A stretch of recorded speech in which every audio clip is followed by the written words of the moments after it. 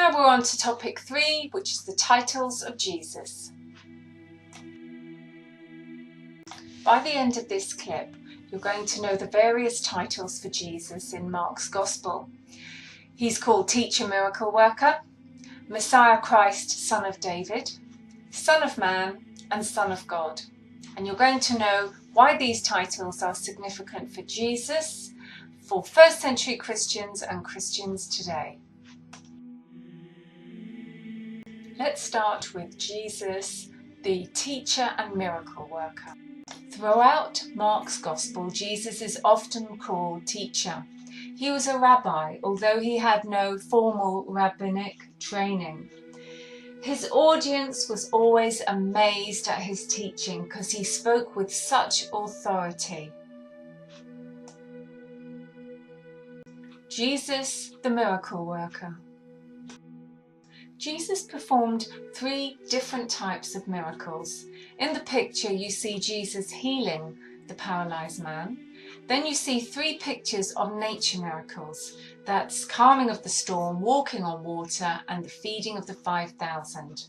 Finally, Jesus performed exorcisms, and you have studied the Greek woman's daughter. So 3 different types of miracles.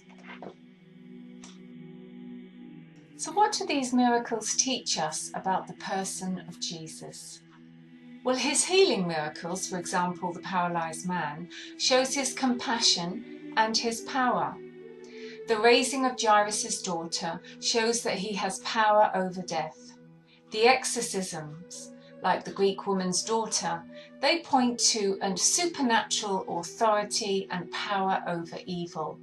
And finally, the nature miracles, like the calming of the storm, Jesus is given God-given power.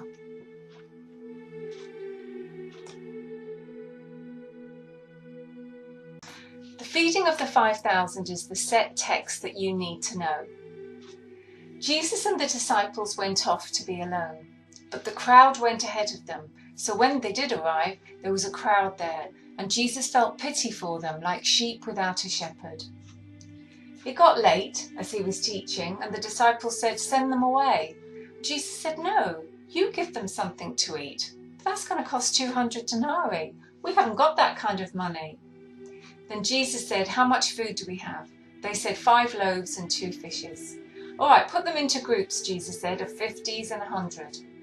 He looked up to heaven and he gave thanks, and everybody ate, and there were 12 baskets left over. 5,000 people had been fed. This miracle has great symbolism for the first century Christians.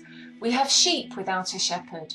Jesus is the shepherd, and this links to the future Messiah that is mentioned in the Old Testament. We have 5 loaves. That represents the first 5 books of the Old Testament, called the Torah. We have 2 fish. That represents the 2 tablets of stone that the 10 Commandments were written on. Groups of 50s and 100, that reminds the readers of Moses in the desert after the Exodus. Jesus looks up and gives thanks. That will remind the readers of the Last Supper and Jesus feeding us physically and spiritually. Finally, 12 baskets left over represent the 12 tribes of Israel. This miracle is symbolic for Christians today. Most Christians believe word for word of this miracle because nothing is impossible for Jesus, God's Son. Catholics and most denominations believe it word for word. Other Christians say it did happen, but the numbers of 5,000 was exaggerated. You also have liberal Christians, and they think that the crowd shared their food, but Jesus fed us spiritually. This miracle shows that Jesus truly is the Son of God. Jesus gave us the messianic banquet, which reminds us of the Last Supper, where we are fed with the presence of Jesus. So what do we learn about Jesus as a teacher in this miracle? We see that he is a compassionate man. We see that the crowd is desperate for spiritual guidance. Jesus never gets irritated. He is the Good Shepherd. And finally, Mark is pointing beyond Jesus' role as a teacher to his identity as the Messiah. So what do we learn about Jesus, the miracle worker, in the feeding of the 5,000? We learn that he turns the loaves and fishes into enough food for 5,000 people, and that truly he is the Son of God. Let's go to the next title for Jesus, Christ, Messiah, Son of David. The word Christ is a Greek word, which means Messiah, which is a Jewish word. Both words mean the Anointed One.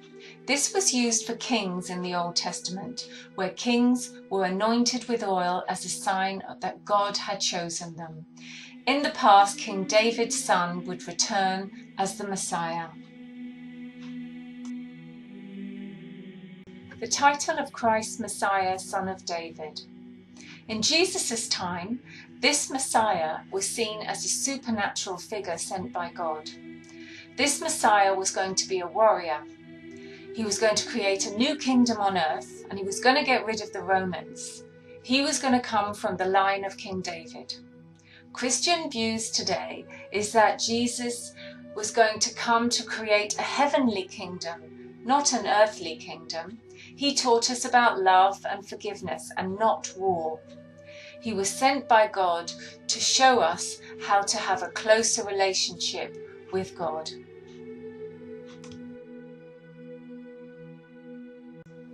One of the set texts for Messiah is Caesarea Philippi, where Peter declared that Jesus was the Messiah. Jesus then said that it had to be kept a secret, and this is called the Messianic secret.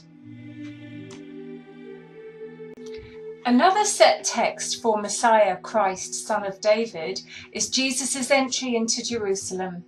It's called the triumphant entry into Jerusalem, where the people say, God bless the coming kingdom of King David. The second one is blind Bartimaeus. He said, Son of David, have pity on me. Some Christians like the title Christ, Messiah, Son of David. They like it because this title reminds them that Jesus was a descendant of King David and he fulfilled Old Testament prophecies. Jesus is king and he brings justice and peace to the world. Others don't like it because they say Messiah is a Jewish term and they can't relate to it. Also, it can be confusing of thinking of Jesus as a worldly king, not the Son of God. Let's move on to the title Son of Man. In the Old Testament, there are 3 references to the Son of Man. Number 1, in Psalm 8, the Son of Man is just meant to be an ordinary man. In fact, an insignificant man compared to the heavens. The second reference is a vulnerable human being. In Ezekiel, in the book of Ezekiel, the Son of Man is mentioned in the terms of being a human and a very vulnerable creature. The third reference in the Old Testament is in the book of Daniel in the Old Testament, where it says the Son of Man is a glorious being. Now let's move on to St. Mark's Gospel. There are 3 different contexts where Jesus uses the term Son of Man. Number 1, in the paralysed man, Jesus said the Son of Man had authority to forgive sins, which of course the Pharisees around were horrified. The second one is Caesarea Philippi. Jesus has come as a suffering servant, so that's the second context. And the third context is the future glory. Jesus is coming in glory, and you find this mentioned in the Sanhedrin trial, where he said the Son of Man would come in glory. So one meaning for the Son of Man is the human side of Jesus. This is really important for Christians because it tells us that Jesus was a human being. He knew what it was like to be a human being. Jesus called himself the Son of Man 14 times. This is possibly because it didn't carry any expectations with it. If he called himself the Messiah or the Son of God, he wouldn't have had the time to complete his ministry because people would have wanted to kill him.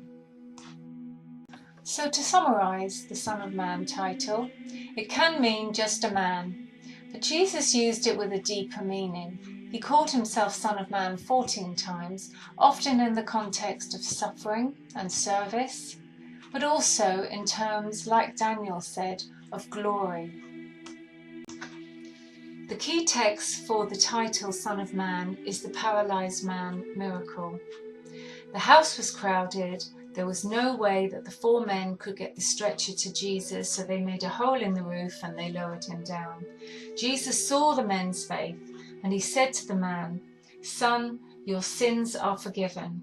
All those around said, "This is blasphemy. Only God can forgive sin."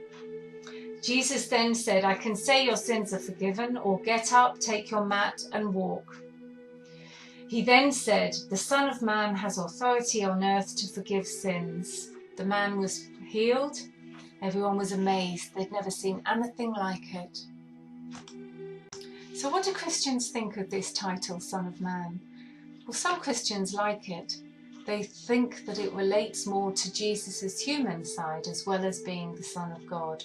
It reminds them that Jesus came to save us and to show selfless love. Others don't like the title Son of Man. They find that it's off-putting. It's a Jewish title based and tied in the Old Testament, and they find it vague and confusing. Let's move on to the final title, the Son of God. In the Old Testament, there were 3 groups of people that were referred to as the Son of God or sons of God.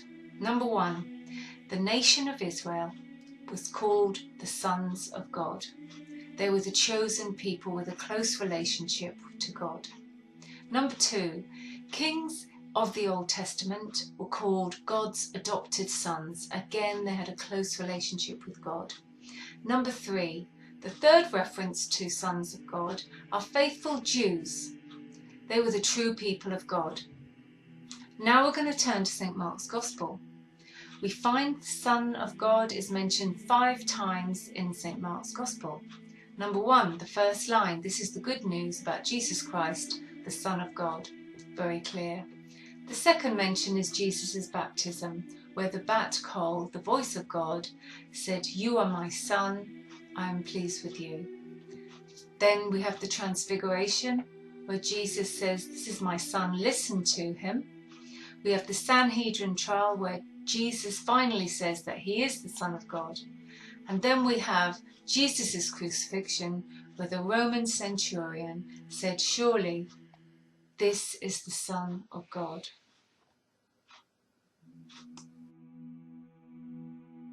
Here is a classic GCSE question, looking at whether the Son of God is significant to Christians today.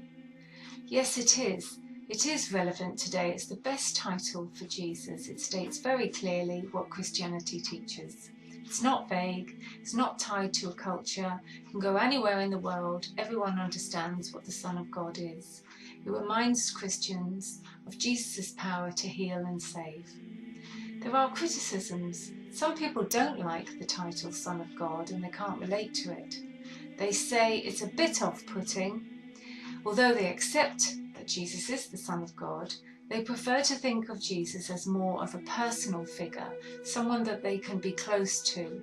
The Son of God as a title can appear to be remote. Others would like to focus more on Jesus' human side.